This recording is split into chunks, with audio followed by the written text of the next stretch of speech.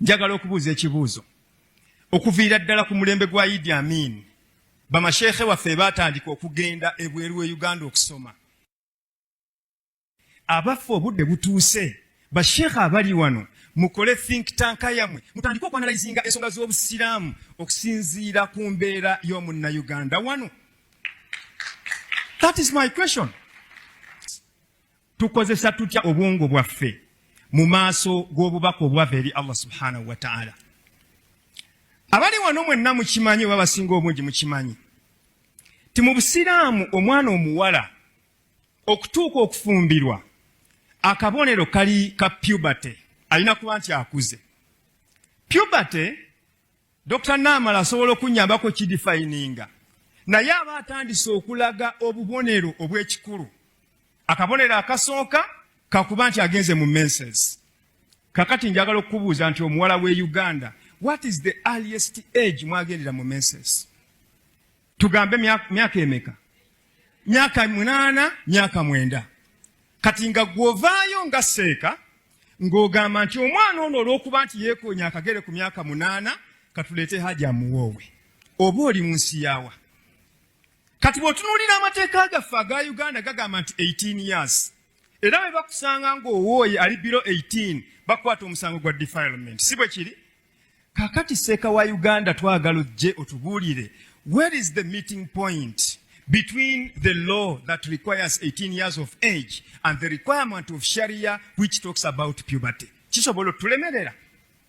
Naye okubeera nti buli kaseera tuli mu ntalo, tuli mu kino, nkakasa nti obwongo bw'Abannayuganda abasiraamu abasomyeko basobolera ddala bulungi okutandika okwetegereza Quran ne beeyambisa ebigambo by'abamanyi ne batuyamba omusiraamu w'e Uganda okupracticinga obusiraamu bwe mu mbeera esinga okubeera nti yennungi. Ekyo nno bassebo ne banyabo tuzze tubagamba nti amateeka g'obusiraamu mangi ddala agatasobola kukolagana na mulembe guno. Amateeka g'obusiraamu mangi ddala agatasobola kutambula na mulembe mwe tuli. Olw'okuba nti ajulizza ekyafaayo ky'omuwala n'akugamba nti amateeka g'obusiraamu gagamba nti omuwala bwe yeekoona akagere oba ali ku myaka 6 oba ali ku myaka 9 oyo afumbirwe, n'akugamba nti ekyo bw'okireeta olwayo mu Uganda tekisobola kukola. Ekyo nno kikulaga ki mukadde wange gwandaba naawe ampuliriza omusiraamu n'atali musiraamu? Ekyo kikulaga nti amateeka ago agaakolebwa gaalina ensi gye gaateekeddwa okuba nga gakolera, so si mu nsi yonna. Gaalina obuwangwa obumu bwe gaalina okuba nga gakoleramu, gaalina ekitundu ekimu gye gaalina okuba nga gakoleramu. Kubanga singa gaali ga nsi yonna nga Katonda yagasindika nga gaava mu ggulu nga Katonda yagateekawo, gandibadde gatuukana n'omutindo oba n'omulembe gw'ensi yonna. Ekyo nno kikulaga ki mukadde wange gwampuliriza? Nti bulijjo abasiraamu bakugamba nti ebintu by'obusiraamu byava mu ggulu, naye ekyo kikulage nti tebyava mu ggulu, by'abantu be baabikola nga babikoledde ekitundu ekimu, newankubadde ng'ebitundu ebirala byagenda byaniriza amateeka ago okuba nga gafuga mu bitundu byago. Kati olw'okuba nti ayogedde ku bakazi baleese ng'ekyokulabirako, nange olunaku lwaleero njagala kubanga nkwata ku nsonga ey'abakazi. Tutunuulire amateeka gano ag'obusiraamu ge bayita Sharia googera ki ku nsonga z'abakazi? Singa ge gabadde gafuga mu Uganda, singa ge gabadde gafuga mu Africa, singa ge gabadde gafuga mu bitundu ebingi, abakazi bandibadde luddawa? Ntandise, kwata ekitabo kyo, kwata peeni, tugenda kusoma. Nakugamba nti ensonga gye tukoonako wano ne bw'oligenda luddawo ojja kusanga ntuufu. Ky'oba okola gwe wandiika, tugenda kuwa ebiwandiiko. Tutandise n'obukulembeze, obukulembeze mu bakazi. Twagala kutunuulira Nabbi Muhammad ow'obusiraamu yasomesa atya ku nsonga y'abakazi okukulembera? Akyogerako atya?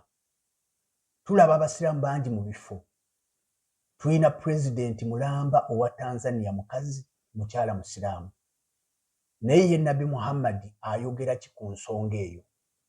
Kati omusajja ono omuyivu y'ensonga lwaki tugambye omutwe gwaffe olwayoguga nti okusoomooza kw'obusiraamu mu mulembe guno ogw'okusoma. Kubanga jjukira nti obusiraamu badde bwakwata ebintu byabwo ne bubikweka mu Luwarabu ng'abantu batono abakola ki ababimanyi. Kati omulembe guno gwa kusoma, omulembe gw'abantu bayivu, omulembe gwa kunoonyereza. Kati omulembe guno guleese okusoomooza kunene eri Obusiraamu, y'ensonga lwaki abayivu ng'abo badokita kati batandise okulaba ebituli, batandise okulaba nga mu butuufu amateeka g'Obusiraamu tegatuukagana na mulembe mwe tuli. Kati baagala bakoleyo ennongoosereza. Era kuno kwe kusaba kwange nga ntandika okusomesa. Bw'obaayo n'ekitabo kyonna eky'Obusiraamu ekikadde, kikuume butiribiri, kubanga ebitabo ebyo obudde bwonna bigenda kukyusibwa. Ntandise. Tutandise ne Obusiraamu busomesa butya ku mukyalo okubeera omukulembeze oba okukulembera abantu.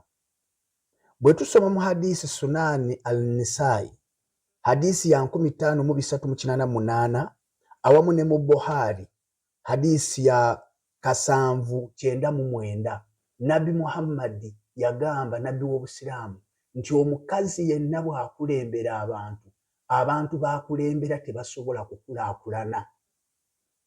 Eryo tteeka nga omukazi tateekeddwa kukulembera, kubanga bw'akulembera abantu tebakulaakulana. Kati njagala okisika okikomyewo mu mulembe guno gwe tulimu. Bassebo ne bannyabo, mukolera mu bifo ng'abakazi be bamaneja, mukolera mu bifo ng'abakazi be bakulembeze. Njagala mutunuulire ekigambo kino kituufu oba nedda. Tudde mu kibuga kyaffe Kampala, Jennifer Musi yakikulembera. Njagala olabe enjawulo gye yateekawo mu bbanga lye yamalako. Ekyo kikulage nti eno hadisi si ntuufu. Njagala ogende Tanzania, obuuze Abatanzania omukyalo ono abakulembera nga pulezidenti, waliwo enkulaakulana oba teriiwo? Kati eno hadisi oba etteeka lino erigaana abakazi okukulembera, era bw'ogenda mu nsi ezifugisa amateeka gano aga Sharia, abakazi tebakulembera. Kati njagala weebuuze, etteeka lino ddala lituukagana n'omulembe mwe tuli? Tuyina MP ng'akola bulungi nga mukazi, tusobola okubamenya amannya nga bakazi nga bakola bulungi. Kati eno hadisi ebeera si ntuufu. Eno y'emu ku z'okukyusa.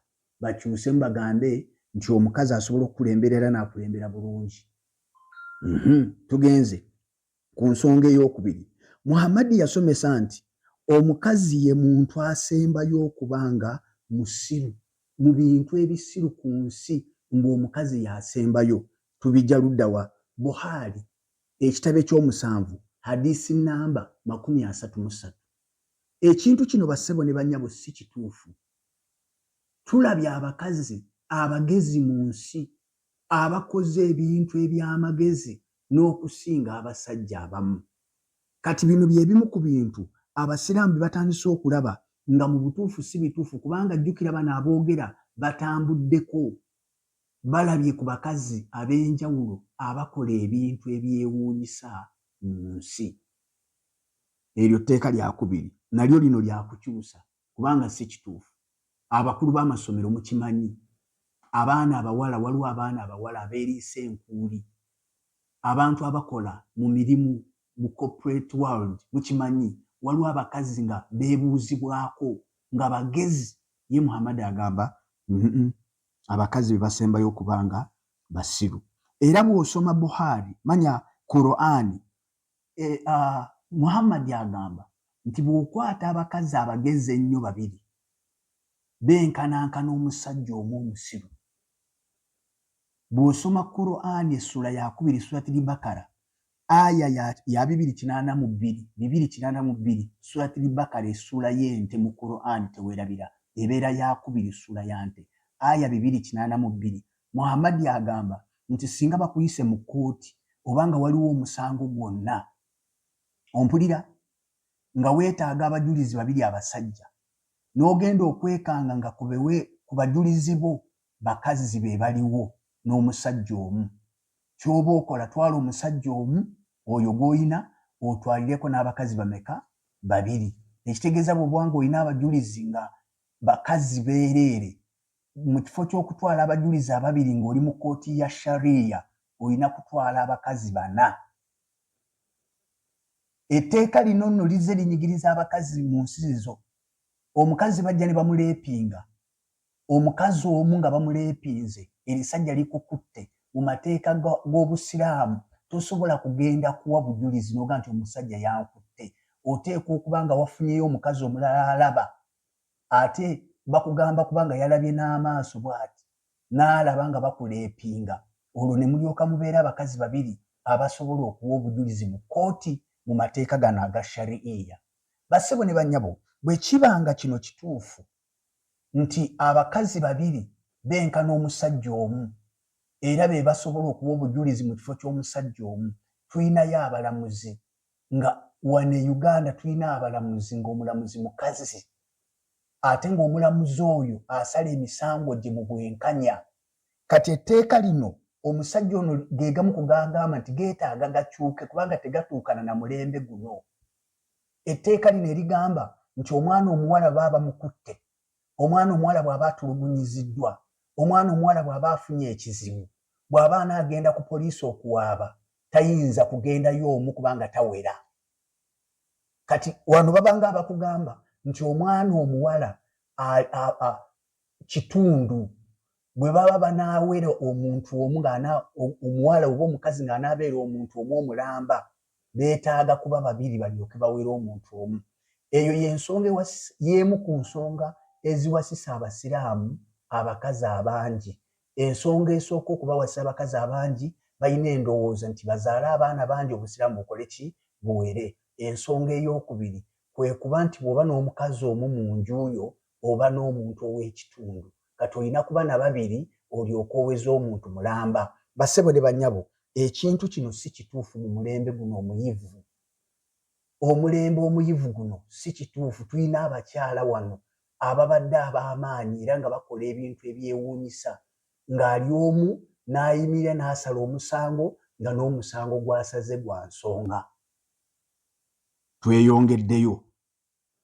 Bwe tutunuulira mu mateeka gano aga Sharia ge tutunuulira nakugambye tugenda kutunuulira ku nsonga zennyini dokita gy'akutteko ey'abakazi kubanga kyalese ng'ekyokulabirako. Bino ebirala eby'enswera okugwa mu caayi n'omunywa, ekyo bye tujja bireeta olulala. Bino ebirala nga emmere y'okugwa wansi n'ogirondawo n'ogirya tujja kubireeta olulala. Kati tukyatunuulidde ku nsonga y'abakazi. Tutunuulidde amateeka gano aga Sharia googera ki ku bakazi. Bwe tugageraageranya mu mulembe guno gasobola okukola awo we tuli. Tugenze ku nsonga ey'okukomolwa kw'abakazi. Mu Busiraamu kino oyinza okuba obadde tokiwulirangako. Kyatteeka omukazi okumukomola nga bw'olaba Baganda baffe abaseddeyi. Kyatteeka mu Busiraamu, mu mateeka ga Sharia kyatteeka mu ekiri.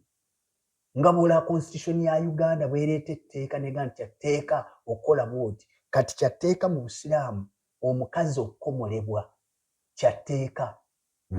Tukijja ludda wa? Bwe tusoma ekitabo kya Buhari volume ey'okutaano buuku namba 59 hadisi namba 399 hadisi eyo egamba nti kirungi era kikkirizibwa era kyatteeka omukazi okumukomola. Kati njagala kubuuza gwe Hajjati ali eyampuliriza, wandyagadde etteeka lino likole mu Uganda naawe bakukokojjole naawe bakukomole? Etteeka lino ddala lituufu? Mwaba wakanya omusajja ono kubanga yono omusajja agamba nti amateeka agamu gano geetaaga kukyusa tegakola. Kati lino etteeka lino bw'okomola abaana abawala UN egenda kugolokokerako. Ebibiina by'abakazi bigenda kugolokokerako. Gano ge gamu ku mateeka agatasobola kukola omusajja ono g'agamba. Kati Abasiraamu abali mu kumuwakanya be Basiraamu abakyalina endowooza nti amateeka ago ga Allah tegateekwa okukyuka. Naye nakugambye nga ntandika nti etteeka lyonna nga lya Katonda liteekeddwa okuba nga gye linaatuuka wonna lituukagana n'omutindo n'omulembe ogw'ensi eyo era likwatagana bulungi. Naye bw'osanga etteeka nga likugamba nti omwana bw'azza omukono emabega ku myaka 6 muwase bagenda kusiba n'ebisumuluzo babisuule nga ne Allah takuyambye, ekyo nkubuulidde. Kaakati bwe tugenda kuteeka erisembayo olunaku lwaleero ligamba nti okukuba omukazi, singa omukazi mu Busiraamu baawa amukubye n'agenda nga ekooti etudde ne bw'aba n'obujulizi bw'abakazi banne 30 tetasobola kusinga musango, kubanga mu Busiraamu okuba omukazi kyatteeka era kikkirizibwa era tewali musango gw'obozizza kasita okuba omukazi nga mukazi wo. Nkijja luddawa mu ssuula ey'okuna aya eya 34 eya Quran, surati Nisaa'i, mu ssuula y'abakazi mwennyini egamba nti mukazi wo aba akunyiizizza musenguke mu buliri, bw'oba tosobodde kumusenguka mu buliri mukube okutuusa lw'atereera. Kati bassebo ne bannyabo, amateeka agafaana bwe gatyo ddala gandibadde nga gakola mu mulembe guno? Ansi eri nti nedda.